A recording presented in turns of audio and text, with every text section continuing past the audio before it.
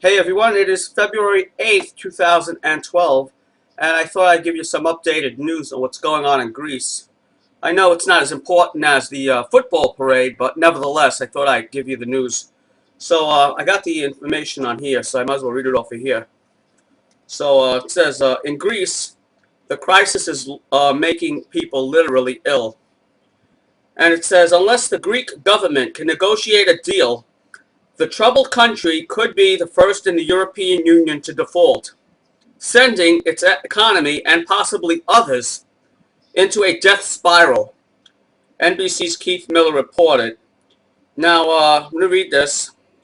It says, out of Athens, it says, when you touch down in Athens, I should say, the signs of an economic slump are immediately evident. The arrival hall in the domestic terminal is almost deserted, with flights within Greece have been cut by about 25%.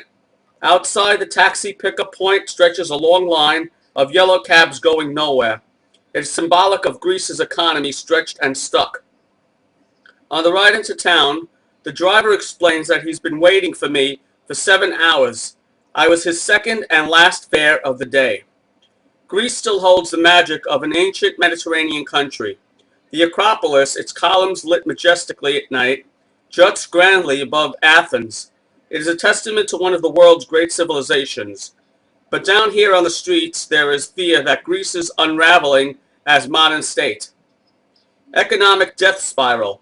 You don't expect to see so many hungry people in a major European city. They line up each day looking for a handout in the soup kitchens and bread lines run by the municipality. But the 40 worker under contract to prepare a basic lunch of pasta and bread say they will lose their jobs in June because the city has run out of money to pay them. So the people can't even afford, the country can't even afford to pay the people that are doling out the food for the people that are hungry. It says essentially the country is broke, and to borrow enough money is to stay solvent. The Greek government has agreed to severe austerity measures imposed by the European Union, European Central Bank, and the International Monetary Fund. The money will run out next month unless another chunk of the bailout is handed over. They need 170 billion, I think. So if anyone has that on them, extra cash on them, they can help them out. It says, but the European Union wants even more cuts in government jobs, salaries, and benefits. So, I'm sure that'll go over well with the people. Public employees have already taken a 40% pay cut. Think about that, people. 40% of your pay cut. And pensions are being reduced. The private sector has always been hit, and unemployment is nearly 20%. A staggering 40% of youths between the ages of 18 and 24 are without jobs. Take, for instance, Leo, a 64-year-old painter and religious icon for devout Greeks and tourists. His business dried up, the money ran out, and he ended up living on the street. Evicted for not paying rent, Leo, who didn't give his last name, took warm clothes, books, and 10 boiled eggs to his new home. A metal bench near a central park in central Athens, he spent 45 days in the open with what he called the unhappy homeless. And it says what makes Leo unhappy is the realization that the government is to blame.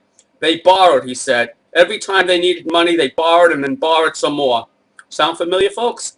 Successive Greek governments borrowed an estimated 498 billion, in essence, to bribe the Greek people into being happy. Governments who could offer cushy office jobs, fat pensions, and long vacations got reelected. It made perfect political sense, but it was economic suicide. A business in the aviation industry described the country as gripped in an economic death spiral, enough to make you sick. It says a professor of economics of Athens University was just as blunt when he told me, this is Greece's Great Depression.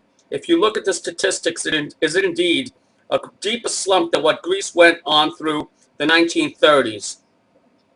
It says imagine for a moment taking a 40% pay cut, then suffer an increase in sales tax to 23%. Add on increased rates for electricity, a new tax on heating oil, and the cost of a gallon of gas hitting almost $10 a gallon.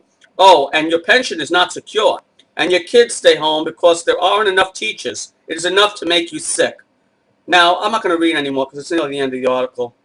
But I just want to say something, people.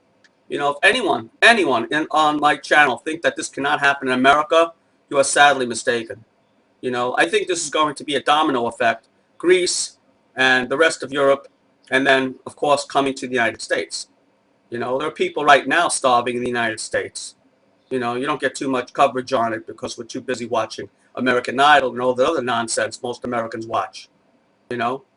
And again, I'll say there's nothing bad about watching sports. It's just that I don't like the idea that that's all that they cover. That's all they cover. You know, I mean, I saw yesterday on I was flipping channels yesterday, just trying to get the thing, and all they had on it was the stupid parade. But anyway, that's I wanted to tell you guys about, and that's the update on what's going on in Greece. A month from now, if they don't come up with some sort of plan, $170 billion, 700, how much is that that's raised? $170 billion they got to raise within a month somehow, or else the country is literally broke. So that's the latest, people. I'm going to try and link you to an article that I found because I took it off the iPad, and I'll link you to it anyway. Take it easy, people. Be well. Bye.